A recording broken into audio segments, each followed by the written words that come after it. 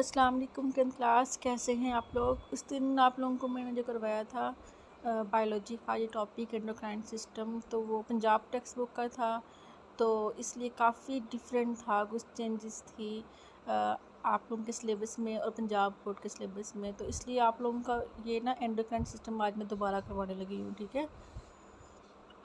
सबसे पहले endocrine system होता क्या है। It is the in other या other system responsible for coordination in animals. ये भी एक अलग सिस्टम है जिसने क्या करना होता है, एनिमल में कोऑर्डिनेशन को कंट्रोल करना होता है, हमारे सिस्टम को कंट्रोल करना होता है। जैसे नर्व्स थी, नालियाँ थी, ठीक है, जैसे हमने पहले नर्व्स का पढ़ा है, न्यूरॉन्स का पढ़ा है, ठीक है। ये सारी जो है नर्व्स वगैरह ये सारा काम कर रही थी, किसी भी स्टिमुलस का आगे से वो रिस्पॉन्स कर रही थी, ठीक है। ऐसे ही हमारे जिस्म में एक एंडोक्राइन सिस्टम भी होता है जो कि जिस्म के अंदर चल रहा होता है, ठीक है। The endocrine system consist of special endocrine gland which produce and secret hormone, ठीक है। जो एंडोक्राइन सिस्टम होता है वो ख़ास किस्म के एंडोक्राइन ग्लैंड पर मुश्तमिल होता है जो कि हार्मोन्स को पैदा भी करते हैं और उसको सक्रीट भी करते हैं, पैदा भी करते हैं उसको फिर सक्रीट भी करते हैं जहाँ उनकी ज़रूरत होती है। Now what is hormone. Hormone are the chemical release from endocrine gland which regulate different body function like growth, reproduction and glucose level in blood। अब हार्मोन्स क्या होते हैं, वो केमिकल्स हैं, वो ऐसे केमिकल्स हैं जो कि एंडोक्राइन ग्लैंड से ही रिलीज़ होते हैं। उसके बाद हमारे बॉडी के कुछ फंक्शंस को रेगुलेट करते हैं, जैसे कि ग्रोथ हो गई, रिप्रोडक्शन हो गई, या हमारे ब्लड के अंदर ग्लूकोज का लेवल हो गया, ठीक है। इन सब को मेंटेन कर रहे होते हैं, ये क्या होते हैं, हार्मोन होते हैं। तो आप लोगों को हार्मोन की डेफिनेशन बहुत ही अच्छे तरीके से आनी चाहिए। The endocrine gland do not have duct to port their hormone. अब एंडोक्राइन ग्लैंड जितने भी हैं उनके पास नालियाँ नहीं होती, कि डक्ट नहीं होते, ठीक है, जिससे क्या कर सकें, वो हार्मोन को कहीं भी भेज सकें। इसलिए इनको हम डक्टलेस ग्लैंड्स भी कहते हैं, क्योंकि ये जो ग्लैंड्स होते हैं इनकी नालियाँ नहीं होती, इनकी डक्ट नहीं होती। ये क्या करती हैं, डायरेक्टली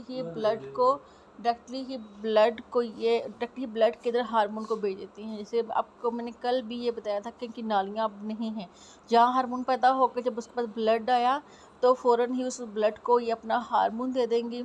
फिर ब्लड जो है वो जब मूव करता है हमारी बॉडी में, सर्कुलेट करता है, तो वो सर्कुलेशन के ज़रिए से जहाँ उस हार्मोन की ज़रूरत होगी उसको वहाँ तक पहुँचा देगा, ठीक है।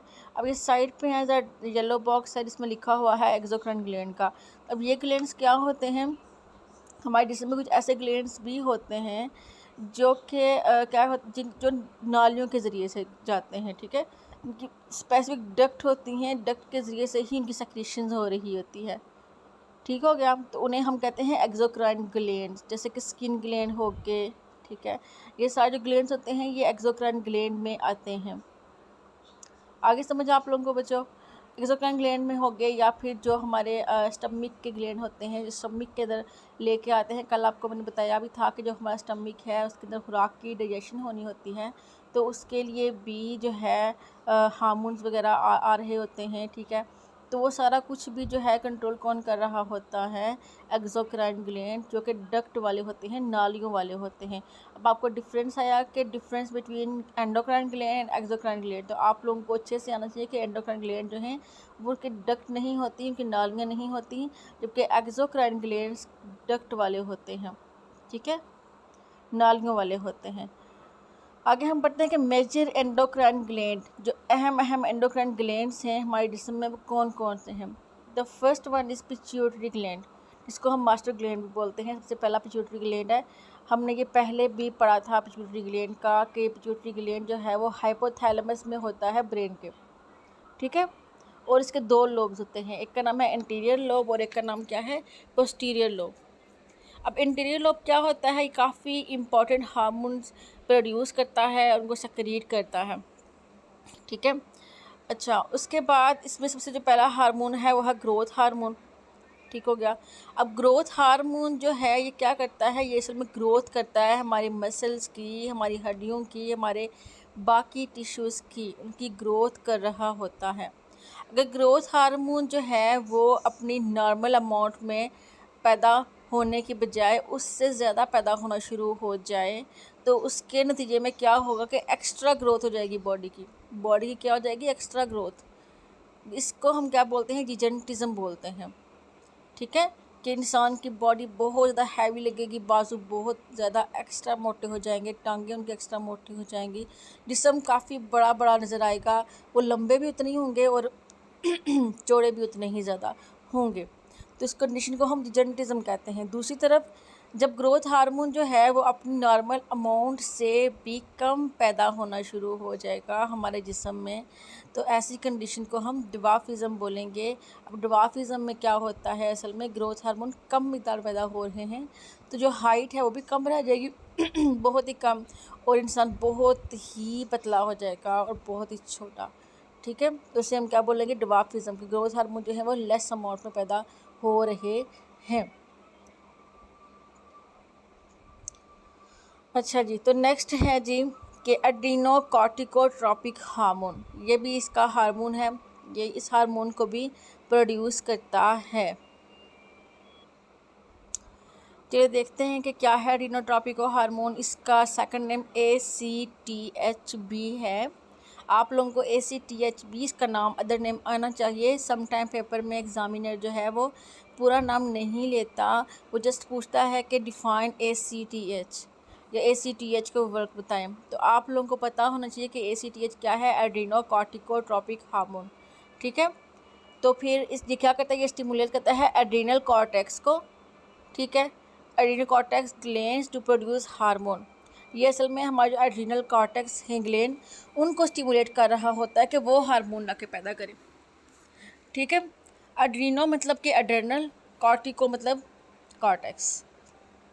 अभी जब आगे हम एड्रीनल कॉर्टेक्स ग्लैंड्स पढ़ेंगे तो आपको इसकी कंप्लीट समझ आ जानी है। ठीक है, नेक्स्ट है थायराइड स्टिमुलेटिंग हार्मोन। इसका सेकंड नेम क्या है, TSH। ये क्या स्टिमुलेट करता है, stimulate the thyroid gland to produce its hormone thyroxine. इसका काम ये होता है कि इसने क्या करना होता है, थायराइड ग्लैंड को स्टिमुलेट करना है कि वो हार्मोन पैदा करे। उस हार्मोन का नाम क्या है, थायरॉक्सिन। फिर अगला है ल्यूटिनाइजिंग हार्मोन, जिसको LH बोलते हैं। Is responsible for the release of eggs cell from ovary in females के अंदर जो है एग्स को रिलीज़ करना ओवरीज में से काम है ल्यूटिनाइजिंग हार्मोन्स का। ठीक है, जबकि मेल्स में ये क्या करता है, असल में males stimulate the testis to produce sex hormone, यानी कि टेस्टोस्टेरोन। तो मेल्स के अंदर ये क्या करता है, ये टेस्टिस को स्टिमुलेट करता है कि उनमें से सेक्स हार्मोन प्रोड्यूस हों। ठीक है, तो ये असल में स्टिमुलेट कर रहा होता है। आपने यहाँ देख लिया है कि इसके 4 काम थे। पहला ग्रोथ हार्मोन था, जिसमें क्या हो रही होती है, एक्चुअली ग्रोथ हो रही होती है। ठीक है, ग्रोथ एक्स्ट्रा हो जाएगी तो कंडीशन जिजेंटिज्म बन जाती है। ग्रोथ हार्मोन लेस अमाउंट में पैदा होगा तो उसे हम बोलेंगे कि ये ड्वार्फिज़म हो जाती है। फिर ये सेकंड काम क्या है इसका, एड्रीनोकॉर्टिकोट्रॉपिक हार्मोन, यानी कि ये क्या करता है, एड्रीनल कॉर्टेक्स को स्टिमुलेट कर रहा होता है कि वो हार्मोन को प्रोड्यूस करे। फिर थायराइड स्टिमुलेटिंग हार्मोन TSH, ये थायराइड ग्लैंड को ही स्टिमुलेट करता है कि हार्मोन पैदा करे। उस हार्मोन का नाम है थायरॉक्सिन। फिर ल्यूटिनाइजिंग हार्मोन है LH, उसका काम ये होता है कि फ़ीमेल्स के अंदर उसने ओवरीज में से सेल को रिलीज़ करने के लिए काम अदा करना होता है, और मेल्स में टेस्टिस में से सेक्स हार्मोन को प्रोड्यूस करने के लिए। Now what are target cell? The body produce many different hormone but each hormone affect only its target cell. हमारा जिस्म जो है ना, हमारे जिस्म में बहुत ज़्यादा हार्मोन, डिफरेंट टाइप का हार्मोन प्रोड्यूस होते हैं, लेकिन जो हार्मोन होते हैं वो सिर्फ अपने जो स्पेसिफिक प्लेस है सिर्फ उसी पे ही असर करते हैं। उसे हम टारगेट सेल बोलते हैं। टारगेट सेल है specific receptor protein to which specific hormone bind and produce effect. अब ये होता कैसे है, असल में जो जिस जगह पर इसकी ज़रूरत है वहाँ जो टारगेट सेल होते हैं उनके पास खास किस्म की रिसेप्टर प्रोटीन होती हैं, जिससे जो खास किस्म के हार्मोन है वही बाइंड करते हैं और अपना असर जो है वो दिखाते हैं। जैसे अगर हमारे जिस्म के किसी भी हिस्से में, जैसे किडनीज़ वाली साइड पे कोई हार्मोन पैदा हो रहा होगा, मतलब हार्मोन ने जाना होगा, तो दिमाग से वो हार्मोन जाएगा तो किडनी के पास ही जाएगा। वहाँ जाके वहाँ के जो उसके रिसेप्टर होंगे, एक रिसेप्टर प्रोटीन होगी, प्रोटीन के साथ अटैच करेगा। ठीक है, और अपना काम परफॉर्म करना स्टार्ट कर देगा, अपने टारगेट सेल के पास ही वो जाएगा।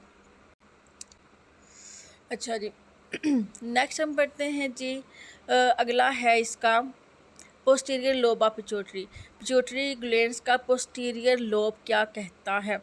The hypothalamus produce two hormone that are stored in the posterior lobe of pituitary gland. अब पोस्टीरियर लोब जो है पिट्यूटरी का, वहाँ पे जो है दो हार्मोन्स होते हैं, एक का नाम है एंटी डायूरेटिक हार्मोन ADH और दूसरे का नाम क्या है ऑक्सीटॉसिन। ठीक है, अब एंटी डायूरेटिक हार्मोन क्या होता है?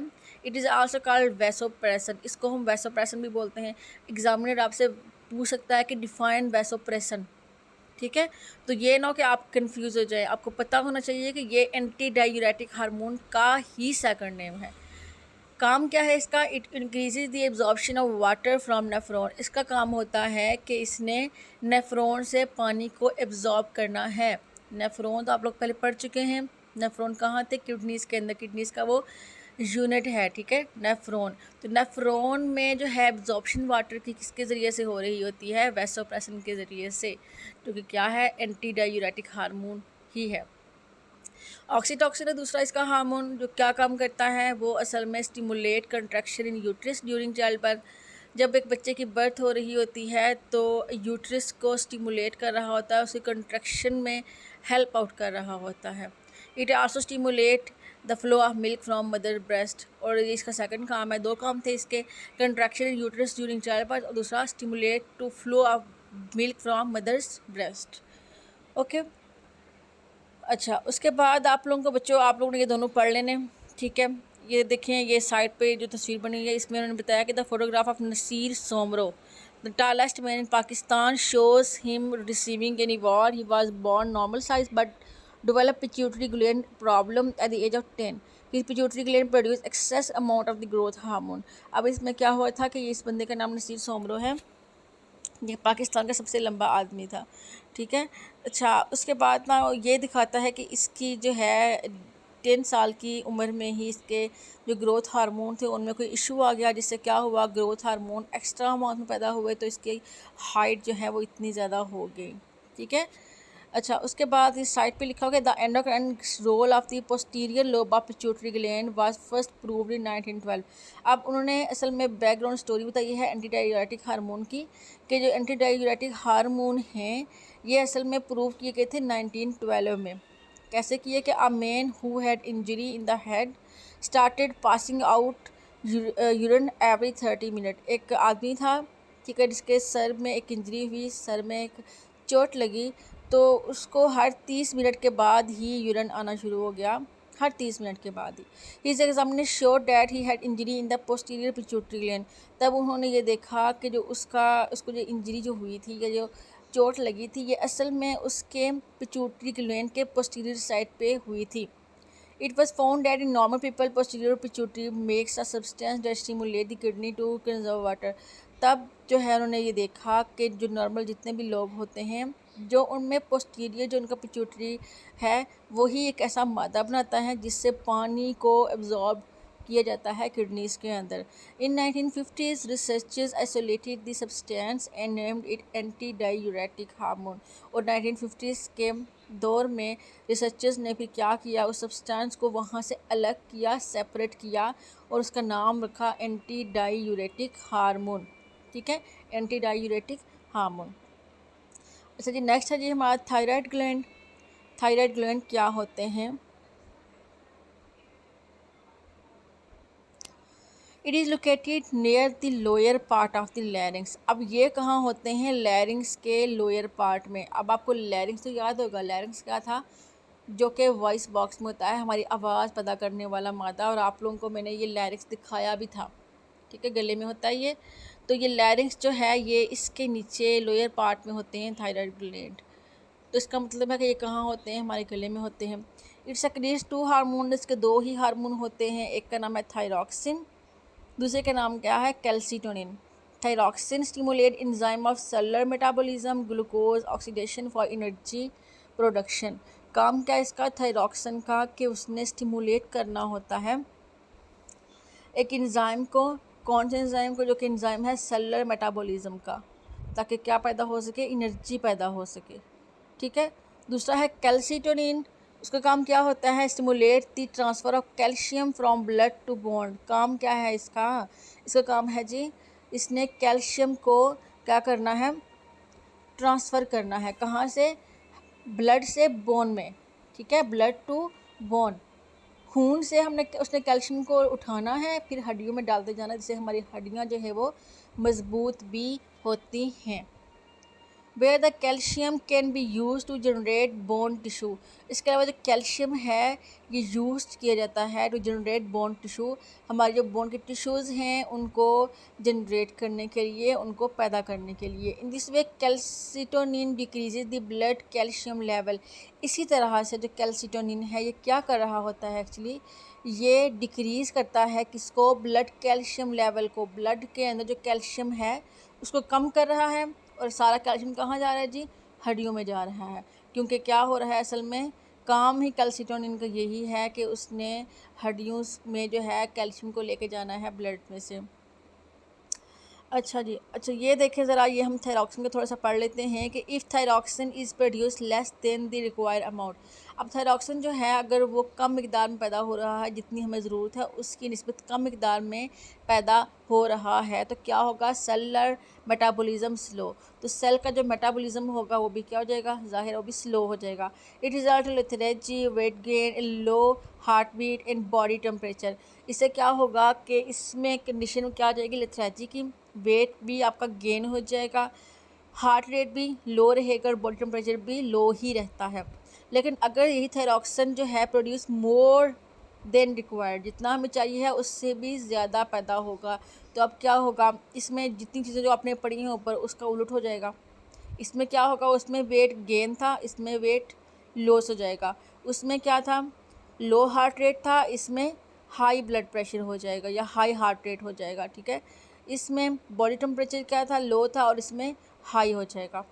ठीक है, it result in weight loss, high blood pressure, heart rate and blood and body temperature. अब ये बहुत ही इम्पॉर्टेंट है, ये गोइटर के बारे में है। जो गोइटर, जो आपको पता है कि जो है ये काफ़ी रेयर है, रेयर तो नहीं है, मतलब काफ़ी लोगों को ये गोइटर की बीमारी होती है। आपने देखा है कि जिसको हम गिलहड़ बोलते हैं आम ज़बान में, तो जिसमें जो गला है वो काफ़ी स्वेल हुआ होता है उन लोगों का, तो ये उस बीमारी का लिखा हुआ है। Iodine is required for the production of thyroxine. अब ये थायरॉक्सिन जो हार्मोन है इसको पैदा करने के लिए हमें चाहिए क्या, आयोडीन चाहिए। आयोडीन होगी तो ये हार्मोन थायरॉक्सिन पैदा होगा। If a person lack iodine in diet, किसी के अगर डाइट में या खुराक में आयोडीन की कमी है, थायरॉक्सिन ग्लैंड के not make,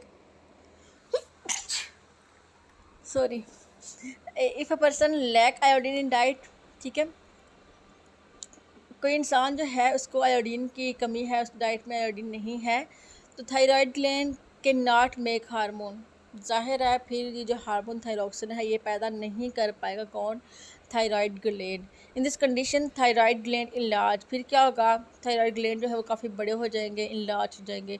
this disorder is called goitre, इस बीमारी को हम लोग गोइटर बोलते हैं।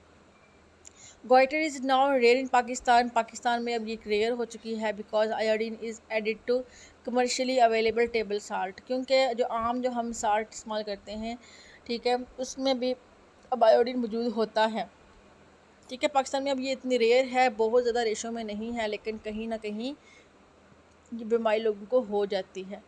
एनीवेज़ आप ये देखें कि ये नीचे स्ट्रक्चर बनी है कि इंपॉर्टेंट एंडोक्राइन ग्लैंड। तो अब आप लोगों ने ये जो है ना, ये असाइनमेंट आपकी ये है कि आपने इसको बनाना है, ठीक है, और आपने सारे को याद करना है। आपको पता होना चाहिए कि कौन कौन से ग्लैंड कहाँ पे हैं।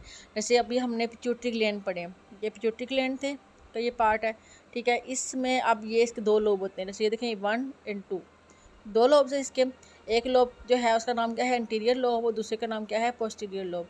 इंटीरियर लोब में हमने काफ़ी सारे हार्मोन पढ़े हैं, आई थिंक 4 हार्मोन हमने इंटीरियर लोब के पढ़े हैं, फिर हमने पोस्टीरियर लोब के भी 2 हार्मोन पढ़े थे, ठीक है, वो जैसे एंटीडायरेटिक हार्मोन था, ऑक्सीटॉक्सिन था, ठीक है।